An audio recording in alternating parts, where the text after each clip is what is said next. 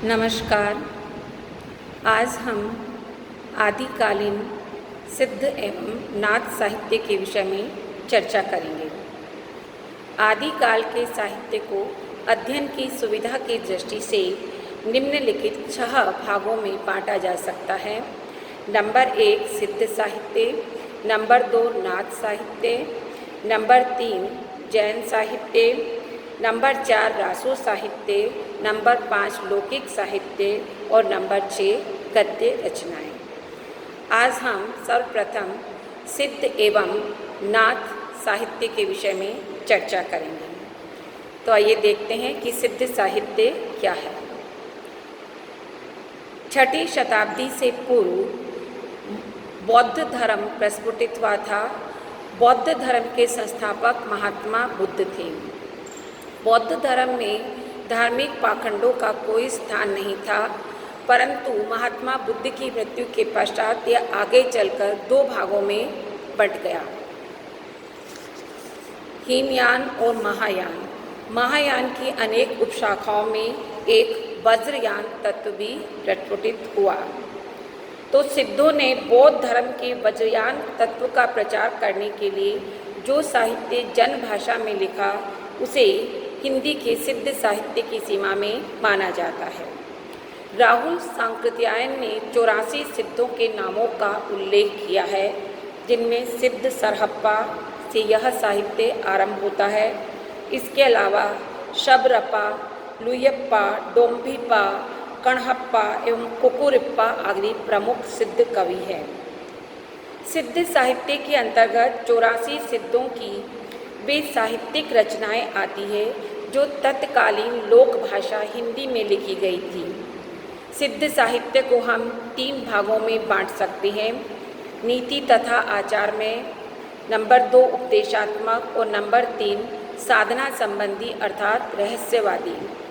इसके अतिरिक्त सिद्ध साहित्य में फुटकर रूप के कतिपय काव्य शास्त्रीय बातों की भी प्रासंगिक रूप में चर्चा मिलती है। तो आइए सर्वप्रथम हम सिद्ध साहित्य की विशेषताओं के बारे में जानते हैं। सिद्ध साहित्य की विशेषताओं को निम्न बिंदुओं के माध्यम से समझ सकते हैं। नंबर 1 सिद्ध सुखवाद के सिद्धांत को मानते थे। नंबर 2 है कि इनका मत था कि प्रज्ञा और उपाय के योग से महासुख की उत्पत्ति होती है। ये शून्यवादी थे। शून्य तत्व को यह द्वैत अद्वैत विलक्षण समरस स्वरूप मानते थे। इन्होंने तंत्र मंत्र आदि की निंदा की है। मन के संयम पर अत्यधिक बल दिया है। तीर्थ, व्रत, मूर्ति पूजा आदि विविध बाह्य आचारों की इन्होंने कटु शब्दों में निंदा की है।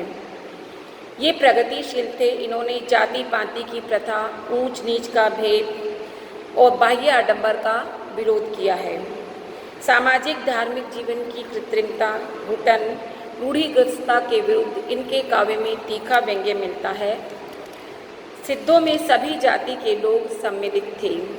नीच कहे जाने वाले स्त्री को भैरवी या योगिनी का दर्जा दिया गया।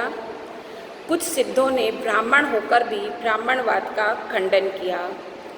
इसमें गुरु के प्रति श्रद्धा और विनम्रता का भाव मिलता है। दोहों में रहस्य भावना की अभिव्यक्ति मिलती है। सहज यानी सिद्धों ने अपनी रचनाएं दोहा नामक छंद में की। इनकी भाषा अपभ्रंश है। दोहा कोशों के साथ बौद्ध सिद्धों ने चर्या पदों की भी रचना की। चर्या पदों की भाषा अवभट है। अब हम देखते हैं कि इन सिद्धों का हिंदी के परवर्ती साहित्य पर क्या प्रभाव पड़ा, इसके में क्या देन है। तो इसे हम निम्न बिंदुओं के माध्यम से समझ सकते हैं। नंबर 1 तो कि सिद्धों ने अपनी रचनाओं में बौद्ध, ब्राह्मण, जैन आदि धर्मों की निंदा की थी। उनके बाह्याचारों का खंडन किया था। निर्गुण काव्य धारा के कवियों ने भी सिद्धों के अनुकरण पर धर्म के बाह्याचारों की निंदा की है। नंबर 2 सिद्धों की सहजावस्था के बहुत से तत्व और पारिभाषिक शब्द जैसे नाद, बिंदु, सुरति, निरति, सहज शून्य, निर्गुण काव्य धारा में ज्यों के त्यों आ गई हैं। नंबर 3 है, हिंदी साहित्य में वज्र यानी सिद्धों के प्रभाव से परकिया की भावना को महत्व दिया जाने लगा। सिद्धों की रचनाओं में जगह जगह पर परकियाओं द्वारा सास और नंदों आदि की निंदा की गई है। उसी का प्रभाव रीतिकालीन कवियों में भी दृष्टिगोचर होता है। नंबर 4, इन सिद्ध कवियों में हठ योगिक साधना अत्यंत विकृत रूप में पाई जाती थी। निर्गुण काव्यधारा के कवियों पर भी उसका थोड़ा बहुत प्रभाव देखने को मिलता है।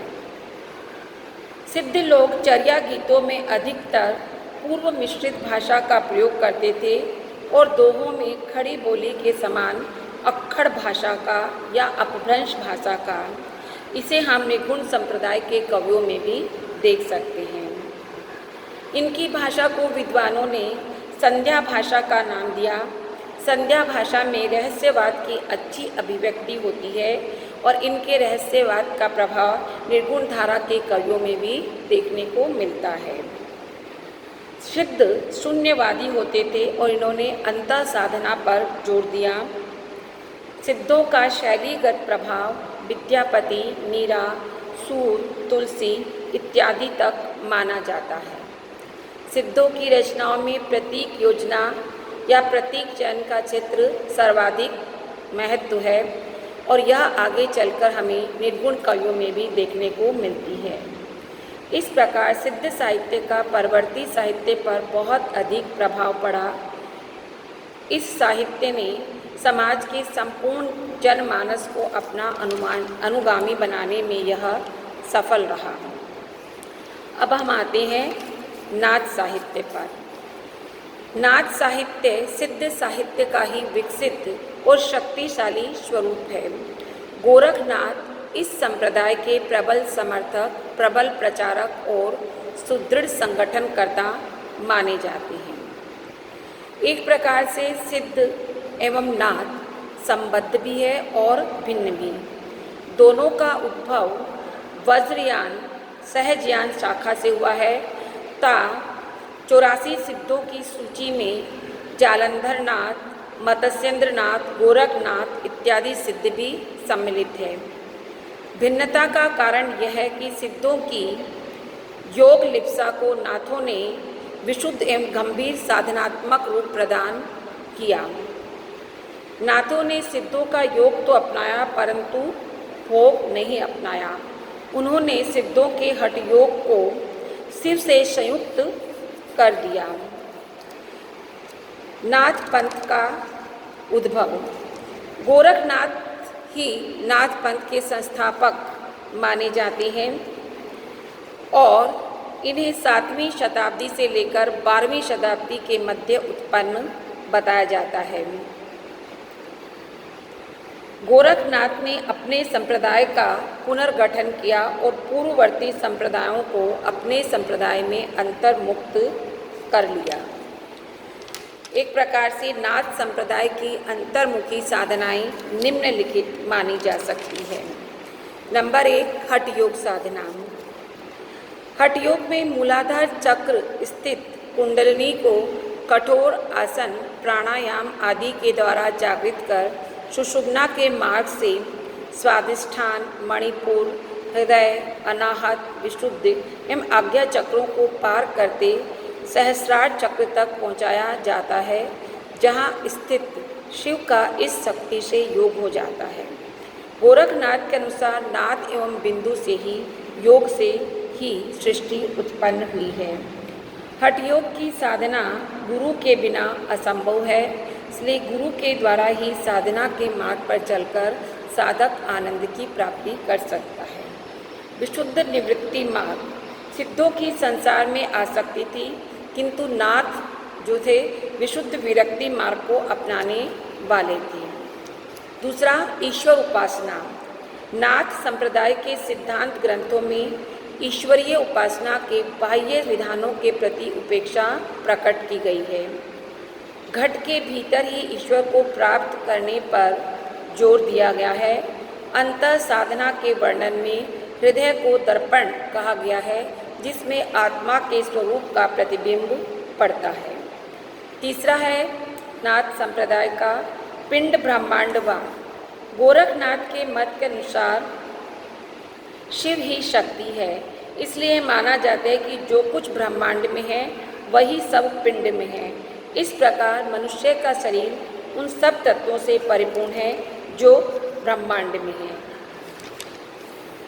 प्रमुख नाथ कवियों के अंतर्गत सिद्धों के सदृश ही नाथों की संख्या भी 84 मानी गई है, जिसमें जालंधर नाथ, गोरखनाथ, मत्स्येंद्र नाथ, चौरंगी नाथ, चुनकर नाथ, काणेरी, गोपीचंद, भरथरी, अजयपाल आदि अनेक संत आते हैं।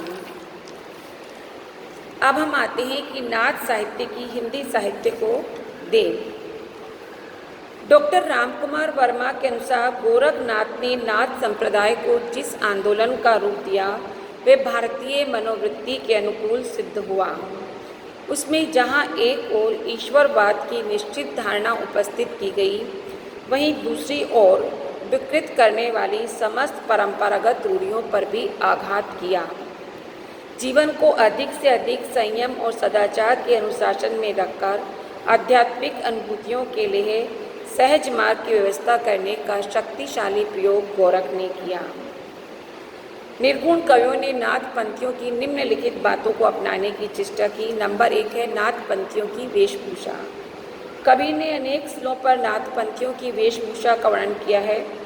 कबीर के अतिरिक्त सूफी कवि जायसी ने भी इन नाथ पंथियों की वेशभूषा का वर्णन किया है। नंबर 2 हठयोग साधना।